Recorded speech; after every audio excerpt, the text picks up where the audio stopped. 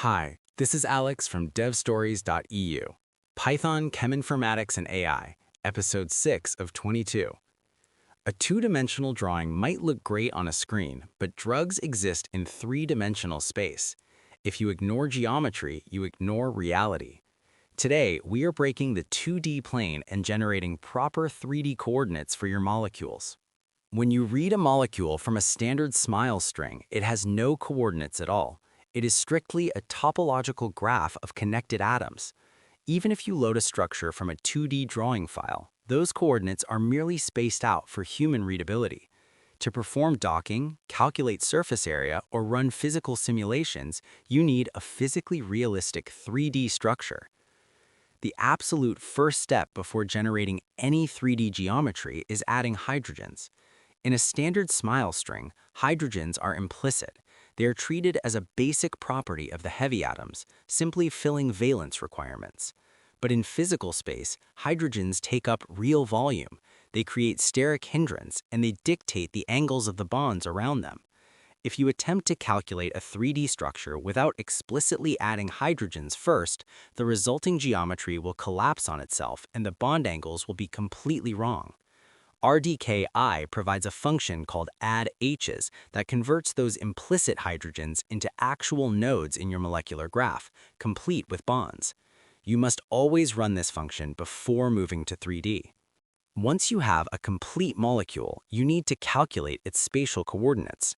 Because single bonds can rotate freely, a flexible ligand does not have just one static shape. It can adopt many different shapes, known as conformations. To generate a viable conformation, RDKi uses a default method called ETKDG. This stands for Experimental Torsion Angle Preference with Distance Geometry. Here is the key insight. Older generation methods relied entirely on pure math. They used distance geometry to guess atomic positions based on known bond lengths and angles. This often led to awkward, high-energy shapes that required heavy computational cleanup. ETKDG solves this by combining the math of distance geometry with empirical rules derived from the Cambridge Structural Database.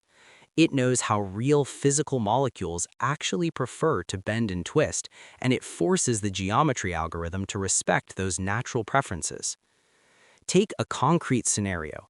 You have a highly flexible ligand, and you need to understand all the different ways it might fold up to fit into a protein binding pocket. Generating a single conformation is not enough to capture that behavior. You need an ensemble. RDKi handles this with a function called embed multiple confs. You pass in your molecule with its explicit hydrogens and you specify that you want 50 conformers. RDKi will then run the ETKDG algorithm 50 separate times, starting from different random seeds, to generate 50 distinct 3D geometries. It stores all 50 of these shapes inside the original molecule object. You do not get 50 separate molecules back. You get one molecule that holds 50 distinct coordinate sets. You can then loop through these coordinate sets to measure distances or calculate energies. Because RDKi is heavily informed by real-world crystal data, the initial structures it provides are usually very high quality straight out of the function. A molecule is not a flat drawing, and it is rarely just a rigid shape. It's a dynamic object, and sampling its multiple conformers gives you the true boundaries of its physical behavior. If you want to help keep the show going, you can support us by searching for DevStories EU on Patreon. That's all for this one. Thanks for listening, and keep building.